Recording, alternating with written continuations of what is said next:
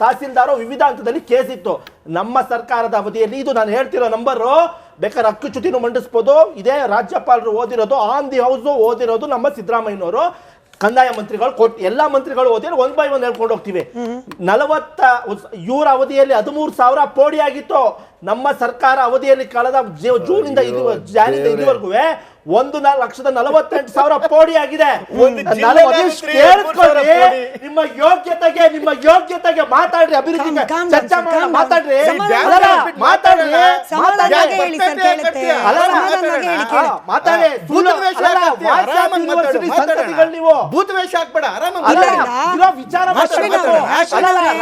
ಯಾರು ಡೆಲ್ಲಿಗೆ ಹೋಗಿಲ್ಲ ಅಂತೀರಲ್ಲ, ಸ್ವಲ್ಪ ನೀವು ನಾವು ಮಾತಾಡ್ತಾ ಇರ್ಬೇಕಾದ್ರೆ ಆತ್ಮಸಾಕ್ಷಿ ಮಿಸ್ಟರ್ ಚಂದ್ರಶೇಖರ್ ನಾನು ಮಾತಾಡ್ತಿರೋದು ಸರಿ ಇದೆಯೋ ಇಲ್ವೋ ಅಂತ ನೋಡ್ಕೊಂಡು ಮಾತಾಡಿ.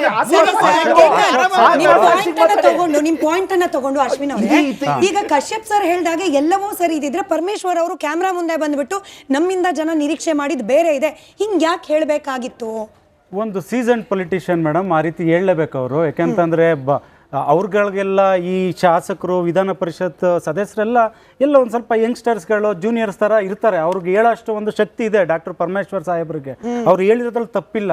ನಾನು ಆವಾಗಲೇ ಹೇಳಿದೆ, ಮಾಧ್ಯಮಗಳ ಹತ್ರ ಹೇಳ್ಬೇಕಾದ್ರೆ ಜನರು ನಮ್ಮನ್ನ ಅಬ್ಸರ್ವ್ ಮಾಡ್ತಿರ್ತಾರೆ, ನಮ್ಮನ್ನ ಚುನಾಯಿಸಿ ಕಳಿಸಿರ್ತಾರೆ, ನಾವೇನು ಮಾತಾಡ್ತೀವಿ ಕೆಲವು ಎಲ್ಲ ನೋಟಿಸ್ ಮಾಡ್ತಿರ್ತಾರೆ ಅನ್ನೋದು ಗೊತ್ತಿದೆ. ಮತ್ತು ಅಶೋಕ್ ಸರ್ ಅವರು ಒಂದು ಮಾತು ಹೇಳ್ತಿದ್ರು, GST ಕೌನ್ಸಿಲ್ಗೆ ಮುಖ್ಯಮಂತ್ರಿಗಳು ಹೋಗಬೇಕು. ಹೇಳ್ತೀನಿ, ಮುಗಿಸ್ತೀನಿ ತಾಳಿ, ಆಮೇಲೆ ನೀವು ಆನ್ಸರ್ ಮಾಡಿರಿ. ಹೇಳ್ತೀನಿ, ನೀತಿ ಆಯೋಗ ಅಂದ್ರೆ ಒಂದ್ ನಿಮಿಷ ಕೇಳ್ರಿ ಅಶ್ವಿನ್, ನೀತಿ ಆಯೋಗ ಯೋಜನೆ ಆಯೋಗ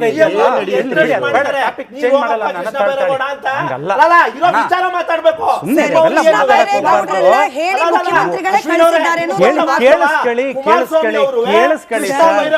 ಕೇಳಿಸ್ಕೊಳ್ಳಿ ಸರ್.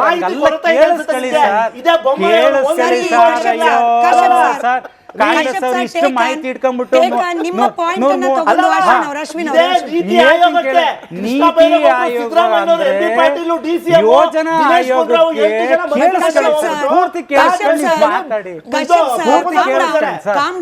ಕರೆಕ್ಟ್ ಸರ್, ಎಲ್ಲವೂ ಕರೆಕ್ಟ್ ಆಗಿ ಹೋಗ್ತಾ ಇದ್ದಿದ್ರೆ ಪರಮೇಶ್ವರ್ ಸಾಹೇಬ್ರಿಗೆ ಅಸಮಾಧಾನ ಯಾಕೆ ಆಗ್ಬೇಕಿತ್ತು? ಸಿಂಪಲ್ ಪ್ರಶ್ನೆ. ಕಂಪ್ಲೀಟ್ ಆಮೇಲೆ ಅವ್ರು ಹೇಳಿ. ನೀತಿ ಆಯೋಗ ಯೋಜನಾ ಆಯೋಗಕ್ಕೂ ಹೋಗಿಲ್ಲ ಅಂತ ನಾನಲ್ಲ, ರಾಷ್ಟ್ರ ಮಟ್ಟದ ಪತ್ರಿಕೆಗಳಾಗ್ಲಿ ಮಾಧ್ಯಮಗಳು ಹೇಳಿದೆ. ನಾನು ಹೇಳಕ್ಕೆ ನಾನು JDS ವಕ್ತಾರಲ್ಲಿ ಕೂತ್ಕೊಂಡು ನಾನು ಸುಮ್ಮನೆ ಅಸಂಪ್ಷನ್ ಮಾಡಕ್ಕಲ್ಲ. ಕೇಳಿಸ್ಕೊಳ್ಳಿ ಒಂದು ನಿಮಿಷ ಕೇಳಿಸ್ಕೊಳ್ಳಿ. ನೀವು ದಯವಿಟ್ಟು ಯಾವಾಗ್ಲೂ ಏನ್ ಗೊತ್ತಾ, ತಮಿಳ್ನಾಡಾಗ್ಲಿ, ವೆಸ್ಟ್ ಬೆಂಗಾಲ್ ಆಗ್ಲಿ, ತೆಲಂಗಾಣ, ಕೇರಳ ನೋಡಿ, ಅವ್ರನ್ನೆಲ್ಲಾನು ರಾಜಕೀಯವಾಗಿ ಅವ್ರನ್ನ ಫಾಲೋ ಮಾಡ್ತೀರಾ. ಅಭಿವೃದ್ಧಿ ವಿಚಾರದಲ್ಲಿ ಅವ್ರನ್ನ ಫಾಲೋನೆ ಮಾಡೋಲ್ರಿ ನೀವು, ಫಾಲೋನೆ ಮಾಡಲ್ಲ.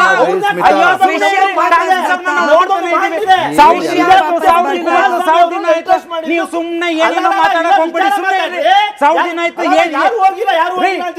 ಸಾವಿರದಲ್ಲಿ ಕರ್ನಾಟಕಕ್ಕೆ ಏನು ಒಂದು ಕೊಡುಗೆ ಕೊಟ್ಟಿದ್ದೀನಿ ಅಂತ ಹೇಳ್ಬಿಡ್ರಿ.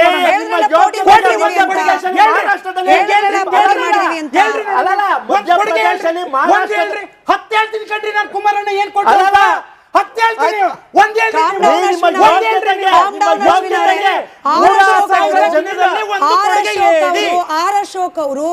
ಸಾವಿರ ದಿನದಲ್ಲಿ ಒಂದು ಕೊಡುಗೆ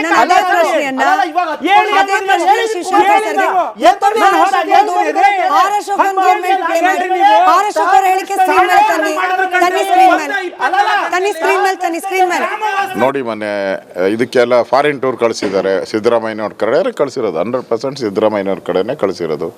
ಅದಕ್ಕೆ DK ಶಿವಕುಮಾರ್ ಮಾಡ್ತಾರೆ. ನಾನೇನು ಡೆಲ್ಲಿ ಗಾಳಿ ಕುಡಿಯೋಕೆ ಬಂದಿಲ್ಲ ಅಂದಮೇಲೆ ಅರ್ಥ ಆಯ್ತಲ್ಲ. ಗನ್ ಹಿಡ್ಕೊಂಡೇ ಬಂದಿದ್ದಾರೆ, ರಾಜಕೀಯದ ಗನ್ ಹಿಡ್ಕೊಂಡು ಅವರು ಅವ್ರ ತಮ್ಮ ಇಬ್ಬರು ಬೀದಿಗಿಳಿದಿದ್ದಾರೆ. ನೋಡೋಣ ಯಾರು ರಾಜಕೀಯವಾಗಿ ಶೂಟ್ ಮಾಡ್ತಾರೋ ನೋಡೋಣ, ಕಾಯೋಣ. ಶಿವಶಂಕರ್ ಸರ್, 1,000 ದಿನಗಳ ಸಾಧನೆಯನ್ನ ಸೆಲೆಬ್ರೇಟ್ ಮಾಡ್ತಾ ಇದೆ ಸರ್ಕಾರ ಒಂದ್ ಕಡೆ, ಇನ್ನೊಂದ್ ಕಡೆಯಲ್ಲಿ ವಿರೋಧ ಪಕ್ಷದ ನಾಯಕರು ಹೇಳ್ತಿದ್ದಾರೆ ಗನ್ ಇಟ್ಕೊಂಡು ಹೋಗಿದ್ದಾರೆ, ಯಾರ್ಯಾರನ್ನು ಶೂಟ್ ಮಾಡ್ತಾರೋ ಗೊತ್ತಿಲ್ಲ. ಅಂದ್ರೆ ಸಾಧನೆಯನ್ನ ಯಾವ ಮಾನದಂಡದಲ್ಲಿ ನೋಡೋದು?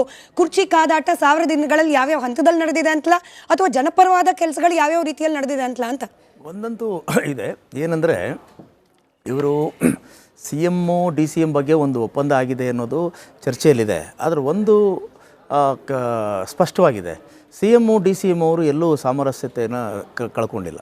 ಅವರು ಅಡ್ಮಿನಿಸ್ಟ್ರೇಷನ್ ಅಂತ ಬಂದಾಗ ಅವರಿಬ್ಬರು ಜೊತೆಯಲ್ಲೇ ಇದ್ದಾರೆ. ನಾಳೆ ಹಾವೇರಿನಲ್ಲೂ ಕೂಡ ಅವ್ರ ಜೊತೆಯಲ್ಲೇ ಕಾಣಿಸ್ಕೊಳ್ತಾರೆ. ಸೊ ಹಾಗಾಗಿ ಇವರು ಪ್ರತಿಪಕ್ಷದವರು ಕ್ರಿಟಿಸೈಸ್ ಮಾಡಬೇಕು, ಮಾಡ್ತಾ ಇದ್ದಾರೆ. ಓಕೆ, ಅದು ಕೂಡ ನಾವು ಅದನ್ನು ಆಕ್ಷೇಪ ಮಾಡೋ ಹಾಗಿಲ್ಲ. ಪ್ರಶ್ನೆ ಏನು ಅಂತಂದರೆ, ಈ ಒಂದು ಮತ್ತೆ ಅಲ್ಲಿಗೆ ಬರೋದಾದರೆ, ಈ CM DCM ಇವಾಗ ನೀವು ಪರಮೇಶ್ವರ್ ಅವ್ರದ್ದೊಂದು ಕ್ಲಿಪ್ ಹಾಕಿದ್ರಿ, ಅಲ್ಲಿ ಒಂದು ಸಣ್ಣ ಇನ್ನೂ ಒಂದು ಮಾತು ಹೇಳಿದ್ರು ಅವರು, ಅದನ್ನು ಕೂಡ ಹೇಳಬೇಕಾಗಿತ್ತು. ಏನಂದರೆ ಫಸ್ಟ್ ಏನು ಹೇಳಿದ್ರು, ನಮ್ಮ AICC ಪ್ರೆಸಿಡೆಂಟು ಒಂದು ಮಾತು ಹೇಳಿದರೆ, ಬಾಯಿ ಮುಚ್ಕೊಂಡಿರಿ, ಶಟಪ್ ಆಯ್ತಲ್ಲ. ಆಮೇಲೆ ಅದ್ರ ಜೊತೆ ಇನ್ನೊಂದು ಮಾತು ಹೇಳಿದ್ರು, ನೋಡಿ ಈಗ ಹೈಕಮಾಂಡು ಇದನ್ನು ಗಮನಿಸ್ತಾ ಇದೆ ಅಂತ ಅಂದ್ಕೊಂಡಿದ್ದೀನಿ, ಇದನ್ನು ಮುಗಿಸ್ಬೇಕು. ಇಲ್ಲದೆ ಹೋದರೆ ನಾನೇ ಹೋಗಿ ಹೈಕಮಾಂಡಿಗೆ ಹೇಳ್ತೀನಿ, ಎನಫ್ ಈಸ್ ಎನಫ್ ಅಂತ ಅವ್ರು ಹೇಳ್ತಾ ಇದ್ದಾರೆ. ಇದು ಎನಫ್ ಈಸ್ ಎನಫ್ ಅನ್ನೋದು ಈಗ ಅಂದರೆ ಅಷ್ಟರ ಮಟ್ಟಿಗೆ ಪಾರ್ಟಿ ಒಳಗಡೆ, ರೂಲಿಂಗ್ ಪಾರ್ಟಿ ಒಳಗಡೆ ಒಂದು ಫ್ರಸ್ಟ್ರೇಷನ್ ಆಗಿದೆ ಅಂತ. ಎಷ್ಟು ಜನ ಕಾರ್ಯಕರ್ತರಿಗೆ, ಎಷ್ಟು ಜನ MLAಗಳಿಗೆ ಫ್ರಸ್ಟ್ರೇಷನ್ ಇದೆ, ಈ ಅನಿಶ್ಚಿತತೆ ಎಲ್ಲಿವರೆಗೂ ಹೋಗಬೇಕು ಇದು ಅಂತ. ಅದನ್ನು ಇವಾಗ ಹೈಕಮಾಂಡ್ ಆಗಿದ್ದರೆ, ಅದಕ್ಕೆ ಅಷ್ಟು ಪೊಟೆನ್ಷಿಯಲ್ ಇದ್ದರೆ ಅದನ್ನು ಅವರು ಸರಿಪಡಿಸ್ಬೇಕಾಗತ್ತೆ. ಇಲ್ಲದೆ ಹೋದರೆ ಈಗ ನೋಡಿ, ಯಾವುದೇ ಒಂದು ರೂಲಿಂಗ್ ಪಾರ್ಟಿಗೆ ಅವ್ರು ಎಷ್ಟೇ ಒಳ್ಳೆ ಗವರ್ನೆನ್ಸ್ ಕೊಟ್ಟರು ಕೂಡ ಆ್ಯಂಟಿ ಇನ್ಕಂಬೆನ್ಸಿ ಅನ್ನೋದು ನ್ಯಾಚುರಲ್ ಆಗಿರುತ್ತೆ. ಇವ್ರು ಈ ಥರ ಮಾಡುವಾಗ ಇನ್ನಷ್ಟು ಈ ಆ್ಯಂಟಿ ಇನ್ಕಂಬೆನ್ಸಿ ನೆಗೆಟಿವ್ ಆಗಿ ಇನ್ನೊಂದು ಆಗ್ತಾ ಇದೆ, ಅಪಾಯಕಾರಿಯಾದಂತಹ ಒಂದು ವಿಚಾರ ಕಾಂಗ್ರೆಸ್ಗೆ. ಅದನ್ನು ಕಾಂಗ್ರೆಸ್ ನಾಯಕತ್ವ ಗಮನಿಸಿದೆಯೋ ಅಲ್ಲೋ ಗೊತ್ತಿಲ್ಲ. ಈಗ MLAಗಳಿದ್ದಾರಲ್ಲ, ಈಗ ಅವರಿಗೆ ಮುಂದಿನ ಭವಿಷ್ಯದ ಚಿಂತೆ ಬರ್ತಾ ಇದೆ. ಈಗ ಈ ಅವಸ್ಥೆ, ಈ ಥರ ನಾವು ಈ ಥರ ಮುಂದುವರೆದ್ರೆ ಮತ್ತೆ ಪವರ್ಗೆ ಬರಲ್ವೇನೋ? ಪವರ್ಗೆ ಬರಲಿಲ್ಲ ಅಂದರೆ ನಮ್ಮ ಗತಿ ಏನು? ಹಾಗಾದರೆ ಈಗ ನಾವು ಸೋಲುವಂಥ ಪಾರ್ಟಿಗೆ MLA ಆಗಿರಬೇಕಾ ಅಥವಾ ಬೇರೆ ಪಾರ್ಟಿಗೆ ಹೋಗ್ಬೇಕಾ? ಇದು ಕಾಂಗ್ರೆಸ್ಗೆ ಭಾಳ ಎಚ್ಚರಿಕೆಯಾದಂಥ ವಿಚಾರ. ಇದು ಕೂಡ again I am alerting the Congress leadership. ಯಾಕೆಂತಂದ್ರೆ ನನ್ನ ಗ್ರೌಂಡ್ ರಿಯಾಲಿಟಿ ಏನಿದೆ ಅಂತ, ಈಗ ನಿಮ್ಮಲ್ಲಿ 140 ಜನ MLAಗಳಿದ್ದೀರಾ. ಅದರಲ್ಲಿ ಆ್ಯಂಟಿ ಇನ್ಕಂಬೆನ್ಸಿಯಿಂದ ಸೋತೋಗೋರು ತುಂಬ ಜನ ಇರಬಹುದು, ಆದರೆ ವೈಯಕ್ತಿಕವಾಗಿ ಗೆಲ್ಲುವಂತಹ ಶಕ್ತಿ ಇರುವಂಥವ್ರು ಸಾಕಷ್ಟು ಜನ ಇದ್ದಾರೆ. ಒಂದು 50-60 ಜನ ಇದ್ದಾರೆ. ಅವ್ರು ಏನೇ ಇರಲಿ, ಯಾವುದೇ ಒಂದು ಪರಿಸ್ಥಿತಿ ಇರಲಿ, ಅವರು ವೈಯಕ್ತಿಕವಾಗಿ ತಮ್ಮ ವೈಯಕ್ತಿಕ ವರ್ಚಸ್ಸಿನಿಂದ ಗೆದ್ದು ಬಂದುಬಿಡ್ತಾರೆ. ಈಗ ಗೆದ್ದು ಬಂದು ನಾವು ನಮ್ಮ ಪಾರ್ಟಿ ಪವರ್ ಇರಲಿಲ್ಲ ಅಂದರೆ, ನಾವು ಅಪೋಸಿಷನ್ MLAಗಳ ಗೊತ್ತಲ್ಲ ನಿಮಗೆ, ಅಪೋಸಿಷನ್ MLAಗಳ ಪರಿಸ್ಥಿತಿ ಏನು ಅಂತ, ಫಂಡ್ಸ್ ಬರೋದಿಲ್ಲ, ಇನ್ನೊಂದು ಬರೋದಿಲ್ಲ, ಹೀಗೆ ಯಾಕೆ ಇರಬೇಕು ನಾವು? ಹಾಗಾದರೆ ಎಲ್ಲಿಗೆ ಹೋಗೋಣ ನಾವು ಅಂತ ಅವರು ಭವಿಷ್ಯದ ಚಿಂತನೆಯಲ್ಲಿದ್ದಾರೆ. ಇದು it is going to be a big loss for Congress in 2028 elections. ಇದು BJPದು ಒಂದು ಸಮಸ್ಯೆ ಇದೆ ಕಾಂಗ್ರೆಸ್ ಇದು ಕರ್ನಾಟಕದಲ್ಲಿ. ಆದರೆ ನೀವು ಈ ಥರ ಮಾಡಿಕೊಂಡ್ರೆ BJPಗೆ ನೀವು ವಿನ್ನಬಲ್ ಕ್ಯಾಂಡಿಡೇಟ್ಸ್ನ ಗಿಫ್ಟ್ ಕೊಟ್ಟಂಗಾಗುತ್ತೆ.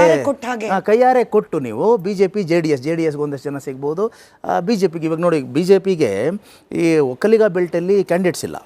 ಆಮೇಲೆ ಕಲ್ಯಾಣ ಕರ್ನಾಟಕದಲ್ಲಿ ಅವರಿಗೆ ಬೇಸು ವೀಕ್ ಆಗಿದೆ. ಕೋಸ್ಟಲ್ ಕರ್ನಾಟಕ ಬಿಟ್ಟರೆ ಎಲ್ಲೂ ಅವ್ರಿಗೆ ಸಮಸ್ಯೆ ಇದೆ. ನೀವೇನಾದರೂ ವಿನ್ನಬಲ್ ಕ್ಯಾಂಡಿಡೇಟ್ಸ್ನ ಅವರಿಗೆ ಗಿಫ್ಟ್ ಕೊಟ್ಬಿಡ್ತೀರಾ? ಸೊ ಇದನ್ನು ಎಚ್ಚರಿಕೆ ತಗೊಂಡು ನೀವೇನಂದರೆ ಪಕ್ಷದ ಒಂದು ಹಿತಾಸಕ್ತಿ ನಿಮ್ಮ ಮೈಂಡಲ್ಲಿದ್ದರೆ, ಈಗ ಏನು ನಡೀತಾ ಇದೆ ಈ ಪ್ರಾಬ್ಲಮನ್ನು ಬೇಗ ಸಾಲ್ವ್ ಮಾಡ್ಕೋಬೇಕು. ಇಲ್ಲದೆ ಹೋದರೆ ಕಾರ್ಯಕರ್ತರು ಫ್ರಸ್ಟ್ರೇಟ್ ಆಗ್ತಾರೆ, MLAಗಳು ಫ್ರಸ್ಟ್ರೇಟ್ ಆಗ್ತಾರೆ. ನಿಮಗೆ ಗೆಲ್ಲುವಂಥ MLAಗಳು, ಗೆಲ್ಲುವಂಥ ಕ್ಯಾಂಡಿಡೇಟ್ಗಳು ನಿಮ್ಮ ವಿರೋಧ ಪಕ್ಷಕ್ಕೆ ಹೋಗ್ತಾರೆ. ಇದು ಈಗಿರುವಂಥ ಪರಿಸ್ಥಿತಿ. ಇಲ್ಲದೆ ಹೋದರೆ ನೀವು ಇದನ್ನೇ ಮಾಡ್ಕೊಂಡಿದ್ದರೆ, ಈಗ ನೀವು CM ಅವ್ರಿಗೆ ಏನೂ ತೊಂದರೆ ಇಲ್ಲ, DCM ಅವ್ರಿಗೆ ಸದ್ಯಕ್ಕಂತೂ ಅಂತಂದರೆ ಅವ್ರಿಗೆ ಅವರು ಒಂದು ರೀತಿಯಲ್ಲಿ ಆಯ್ಕಟ್ಟಾಗೇ ಇದ್ದಾರೆ. DCM ಇದೆ, ನಾನು ಆವಾಗಲೇ ಹೇಳಿದಾಗ 2 ಒಳ್ಳೆ ಪೋರ್ಟ್ಫೋಲಿಯೋ ಇದೆ, KPCC ಪ್ರೆಸಿಡೆಂಟ್ ಇದೆ. ಸೊ ಆದರೆ ಪಾರ್ಟಿ ನಷ್ಟ ಅನುಭವಿಸುತ್ತೆ, ಇದನ್ನು ಗಮನಿಸಬೇಕು. ಬಟ್ DK ಶಿವಕುಮಾರ್ ಅವರು ಕ್ವಿಕ್ ಆಗಿ DK ಶಿವಕುಮಾರ್ ಅವರ ಅವರೇನೋ ಹೋಪು ಮತ್ತು ಕಾನ್ಫಿಡೆನ್ಸ್ನಲ್ಲಿ ನಾನು ಇನ್ನೂ ಕೂಡ ಇದ್ದೇನೆ ಅನ್ನೋ ಹೇಳಿಕೆ ಇದೆ. ಅದನ್ನು ಗಮನಿಸಿ ಕ್ವಿಕ್ ಆಗಿ ಇದನ್ನು ಯಾವ ರೀತಿ ಅರ್ಥ ಮಾಡ್ಕೊಳ್ಳೋದು ಅಂತ ಹೇಳಿ ನಾವು ಲಾಸ್ಟ್ ರಿಯಾಕ್ಷನ್ ತಗೊಳ್ತೀನಿ. DK ಶಿವಕುಮಾರ್ ಅವರು, ನಾನು ಯಾವತ್ತೂ I live on hope, I live on confidence. ಶ್ರಮಕ್ಕೆ ಫಲ ಯಾವತ್ತೂ ಎಲ್ಲರಿಗೂ ಇದ್ದೇ ಇರ್ತದೆ, ನಿಮಗೂ ಇರ್ತದೆ, ನನಗೂ ಇರ್ತದೆ, ಎಲ್ಲರಿಗೂ ಇರ್ತದೆ. ಸೊ ಎಲ್ಲಿ ಶ್ರಮ ಇದೆಯೋ ಅಲ್ಲಿ ಫಲ ಇದೆ, ಎಲ್ಲಿ ಭಕ್ತಿ ಇದೆಯೋ ಅಲ್ಲಿ ಭಗವಂತ ಇದೆ. ಒಂದ್ ಕಡೆ ಪರಮೇಶ್ವರ್ ಅವರು ಎನಫ್ ಈಸ್ ಎನಫ್ ಅಂತಾರೆ ಚಂದ್ರಶೇಖರ್ ಅವರೇ, ಮತ್ತೊಂದು ಕಡೆಯಲ್ಲಿ DK ಶಿವಕುಮಾರ್ ಅವರು ಹೋಪ್ ಕಾನ್ಫಿಡೆನ್ಸ್ ಇದೆ ಅಂತ ಹೇಳ್ತಾರೆ. ನೋಡಿ, ಎಲ್ರಿಗೂ ಕುರ್ಚಿ ಆಸೆ ಇದ್ದೇ ಇರ್ತದೆ, ರಾಜಕಾರಣದಲ್ಲಿ ಯಾರು ಸನ್ಯಾಸಿಗಳಲ್ಲ. ಆದರೆ ಈ ಮಟ್ಟದಲ್ಲಿ 365 ದಿವಸ ಹಪಾಹಪಿ ಬೆಳೆಸೋದು ಒಂಥರ ಅಸಹ್ಯ ಥರದಿಲ್ವೇ ಅವರೇ? ನೀವು ಟಿ ವಿನಲ್ಲಿ ತೋರಿಸ್ತಾ ಇರ್ತೀರ, ಜನ ನೋಡ್ತಾ ಇರ್ತಾರೆ. 24 ಗಂಟೆ ಯಾವ ಅಭಿವೃದ್ಧಿ ವಿಷಯ ಅಲ್ಲ, ಯಾವ ವಿಷಯವಲ್ಲ, ಬರೀ ನನಗಾದಿದೆ, ಕಾಲ ಹೇಳುತ್ತೆ, ಮಾತು ಉಳಿಸ್ಕೋಬೇಕು, ಇದು ಇಷ್ಟು ಒಬ್ಬ ಮನುಷ್ಯ ಹುಟ್ಟಿರೋದನ್ನೇ ಒಂದು ಸಿಂಹಾಸನಕ್ಕೋಸ್ಕರನ, ಒಂದು ಕುರ್ಚಿಗೋಸ್ಕರನ ಈ ಮಟ್ಟಕ್ಕೆ ಇಳಿಬೇಕಾ? ರಾಜ್ಯವನ್ನು ಬಲಿ ಕೊಟ್ಬಿಟ್ಟು ನೋಡಿ, ಸರ್ಕಾರ ಬಂದು 15 ದಿವಸಕ್ಕೆ BR ಪಾಟೀಲ್ ಅವರು ಪತ್ರ ಬರೆದ್ರು ಇಲ್ಲಿ ಆಗ್ತಿರ್ತಕ್ಕಂಥ ಭ್ರಷ್ಟಾಚಾರಕ್ಕೆ 24 ಜನ ಅವ್ರದೇ MLAಗಳು ಸಿಗ್ನೇಚರ್ ಮಾಡಿದ್ರು. ಇಲ್ಲಿವರೆಗೂ ಇದಕ್ಕೇನು ಸೊಲ್ಯೂಷನ್ ಸಿಗ್ತಾ?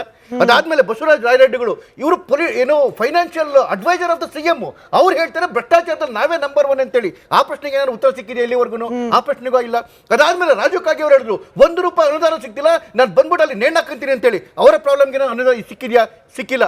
ನಾಗೇಂದ್ರ ಅವರ ವಿಚಾರದಲ್ಲಿ ನೀವು CM ಇದರಲ್ಲಿ ವಿಧಾನಸಭೆಯಲ್ಲಿ ಹೇಳ್ತಾರೆ 87 ಕೋಟಿ ಅಷ್ಟೇ ಅನ್ಯಾಯ ಆಗಿರೋದು ಅಂತೇಳಿ. ಆ 87 ಕೋಟಿ